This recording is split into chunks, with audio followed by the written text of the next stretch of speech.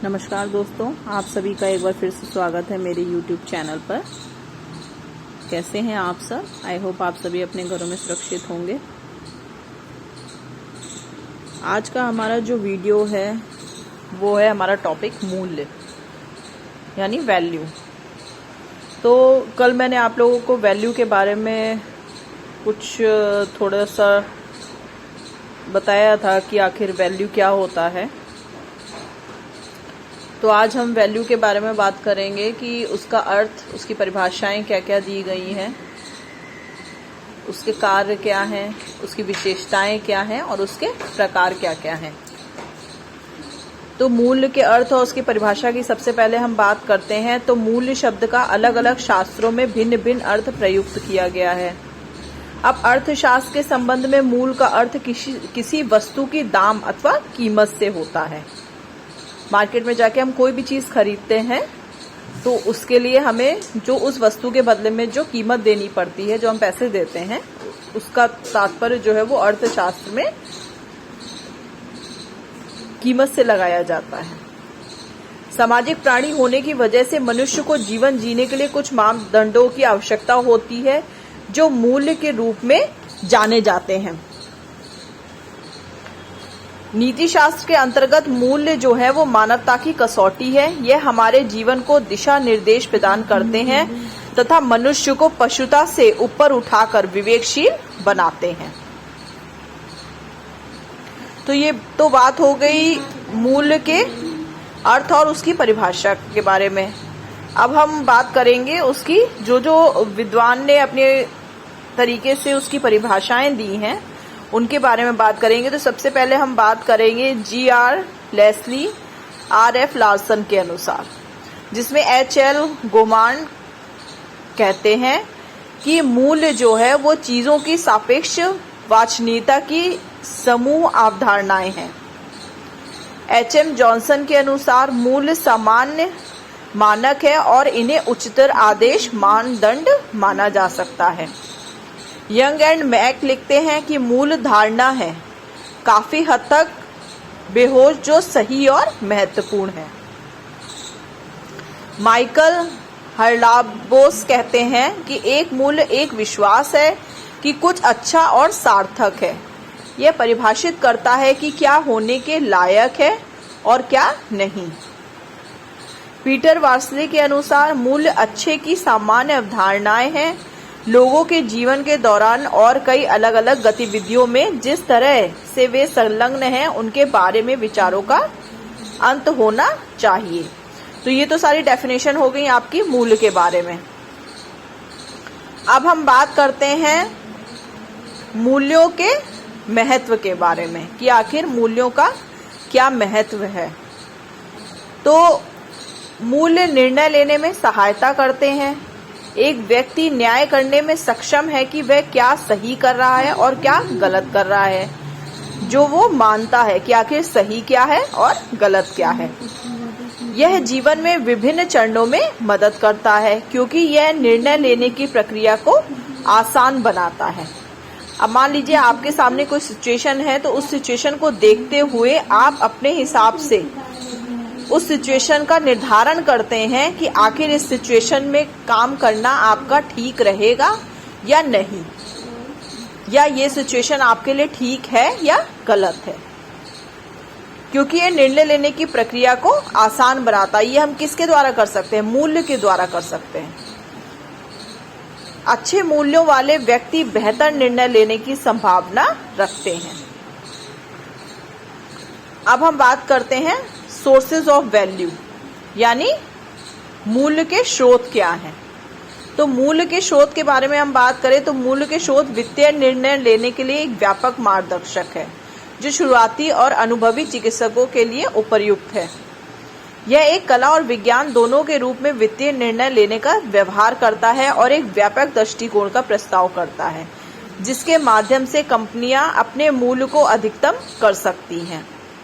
आमतौर पर कोई मूल्य अपेक्षाकृत स्थिर और स्थायी नहीं होते हैं। हमारे द्वारा धारण किए गए मूल्यों का एक महत्वपूर्ण हिस्सा हमारे शुरुआती वर्षों में माता पिता, शिक्षकों, दोस्तों और अन्य लोगों से स्थापित होता है। बहुत सारे स्रोत हैं जिनमें हम विभिन्न मूल्यों को प्राप्त कर सकते हैं। अब जो मूल्यों के स्रोत हैं जिनके द्वारा मूल्यों का निर्धारण किया जाता है, उसमें कई सारे पॉइंट हैं आपके मूल्यों के स्रोत में। फर्स्ट पॉइंट है आपका परिवार। तो परिवार मूल्यों का एक बड़ा स्रोत है। एक बच्चा अपने परिवार से ही अपना पहला मूल्य लेता है। सेकंड पॉइंट है मित्र और सहकर्मी। मित्र और सहकर्मी मूल्यों को प्राप्त करने में महत्वपूर्ण भूमिका निभाते हैं। समुदाय या समाज, तो समाज के एक हिस्से के रूप में एक व्यक्ति समाज या समाज के विभिन्न मूल्यों से समूहों से मूल्यों को लीक करता है। स्कूल, एक शिक्षार्थी के रूप में स्कूल और शिक्षक भी मूल्यों को पेश करने में बहुत महत्वपूर्ण भूमिका निभाते हैं। नेक्स्ट है आपका मीडिया। तो मीडिया जैसे प्रिंट मीडिया, इलेक्ट्रॉनिक मीडिया भी लोगों के मन में बढ़ते मूल्यों की भूमिका को निभाते हैं। रिश्तेदार लोगों के मन में मूल्यों को बनाने में भी मदद करते हैं। लास्ट पॉइंट है आपका संगठन। तो विभिन्न संगठन और संस्थान भी मूल्य बनाने में महत्वपूर्ण भूमिका निभाते हैं। तो ये सारे जितने भी मैंने आपको पॉइंट्स बताए, फर्स्ट पॉइंट था आपका परिवार, सेकंड था आप मित्र और सहकर्मी, थर्ड था समुदाय या समाज, फोर्थ था स्कूल, फिफ्थ था मीडिया, सिक्स्थ था आपका रिश्तेदार और सेवेंथ था आपका संगठन। तो ये जितने भी सोर्सेज हैं मूल्य के, ये उनके नाम थे। अब हम बात करते हैं टाइप्स ऑफ वैल्यू के बारे में कि आखिर वैल्यू यानी मूल्य के क्या प्रकार हैं।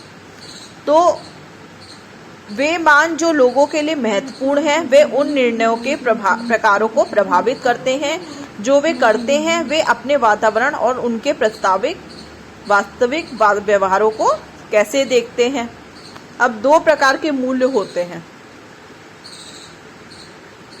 तो पहला जो मूल्य है आपका वो है टर्मिनल मूल्य और दूसरा जो है आपका वो है बाध्य मान। इसमें मूल्य को मान के लिए बोला गया है। तो मान के दो प्रकार बताए हैं। रोचेक ने मूल्यों को दो प्रकारों में विभाजित किया है। जो रोचेक एक प्रसिद्ध विद्वान हुए हैं, उन्होंने मूल्यों को अपने अनुसार दो प्रकारों में विभाजित किया गया है। पहला है टर्मिनल मान और दूसरा है बाध्य मान। अब टर्मिनल मान जो है वो मनुष्य के लिए सबसे अधिक वांछनीय है और इंस्ट्रूमेंटल वैल्यू इस बात के विचार से है कि मानव इच्छाओं को कैसे प्राप्त किया जाना चाहिए। अब टर्मिनल मान वे ऐसे मूल्य हैं जो हमें लगता है कि सबसे महत्वपूर्ण या सबसे वांछनीय है। ये अस्तित्व के वांछनीय अतः संबंधों अवस्थाओं को संदर्भित करते हैं जिन लक्ष्यों को व्यक्ति अपने जीवन काल के दौरान प्राप्त करना चाहता है। उसमें खुशी, आत्मसम्मान, मान्यता, आंतरिक सद्भाव, समृद्ध जीवन और पेशेवर उत्कृष्टता शामिल होती है। सेकंड है हमारा बाध्य मान। तो टर्मिनल मूल्यों को प्राप्त करने के लिए कंडक्टर के स्वीकार साधनों पर विचारों के साथ बाध्य मूल्य व्यवहार करते हैं। इनमें ईमानदार, नैतिक और महत्वाकांक्षी होना शामिल होता है। ये मूल्य व्यक्तिगत लक्षण और चरित्र पर अधिक केंद्रित होते हैं। मूल्यों के कई प्रकार हैं। व्यक्तिगत मूल्यों का आंकलन करने के लिए सबसे स्थापित सर्वेक्षणों में से एक है रोचक वैल्यू सर्वे।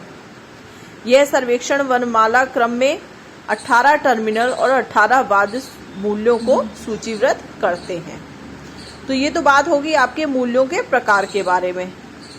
अब हम बात करते हैं कैरेक्टरिस्टिक्स ऑफ वैल्यू, यानी मूल्यों के लक्षण क्या हैं, या हम बोल सकते हैं कि मूल्यों की विशेषताएं क्या क्या हैं। तो मूल्यों की जो विशेषताएं हैं वो हमारी पॉइंट में दी हुई हैं। तो पहला पॉइंट जो है वो ये है कि ये बेहद व्यवहारिक और मूल्यांकन के लिए न केवल तकनीकों की आवश्यकता होती है बल्कि सामरिक संदर्भ की भी समझ होती है। ये क्षमता और नैतिकता के मानव पर प्रदान करते हैं। ये विशिष्ट स्थितियों या व्यक्तियों से परे जा सकते हैं। व्यक्तिगत मूल्य संस्कृति, परंपरा और आंतरिक और बाहरी कारकों के संयोजन से प्रभावित हो सकते हैं। ये अपेक्षाकृत स्थायी होते हैं।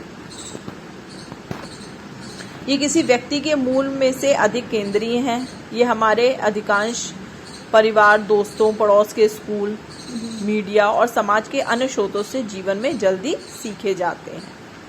मूल्यों को विचारों, वस्तुओं, व्यवहारों आदि के प्रभाव में विचारों से भरा जाता है। उनमें एक न्यायिक तत्व होता है जो किसी व्यक्ति के विचारों को सही, अच्छा या वांछनीय मानकर चलते हैं।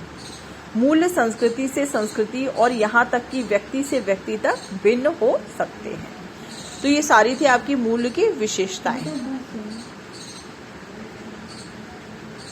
अब हम बात करते हैं मूल्यों के कार्य कि आखिर मूल्यों के क्या क्या कार्य होते हैं। तो पहला है, मान सदस्यों के लिए लक्ष्य प्रदान करता है या समाप्त होता है।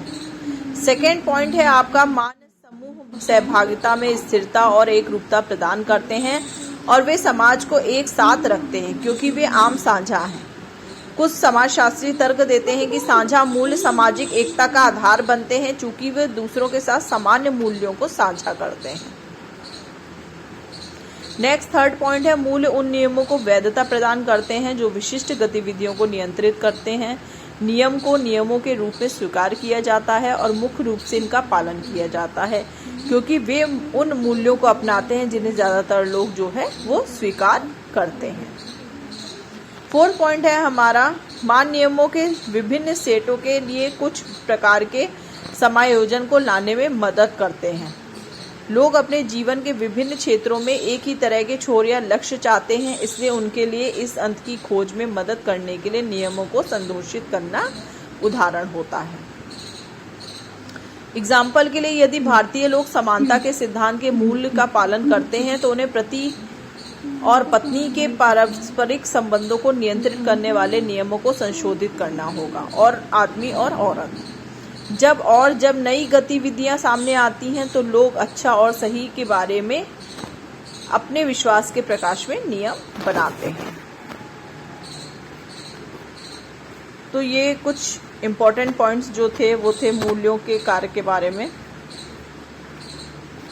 अब हमारा ये मूल्य वाला टॉपिक जो है वो आज कंप्लीट हो गया है। इसमें मैंने आप लोगों को मूल्यों का अर्थ क्या है, उसकी परिभाषाएं क्या क्या दी गई हैं, उसका महत्व क्या है, कार्य क्या है, उसकी विशेषताएं क्या हैं, उसके प्रकार क्या हैं, ये सारे टॉपिक्स जो हैं आप लोगों के आज मैंने कंप्लीट कर दिए हैं। अब हम लोग कल से अपनी नेक्स्ट जो यूनिट है वो स्टार्ट करेंगे और उसमें आगे के टॉपिक्स की चर्चा करेंगे।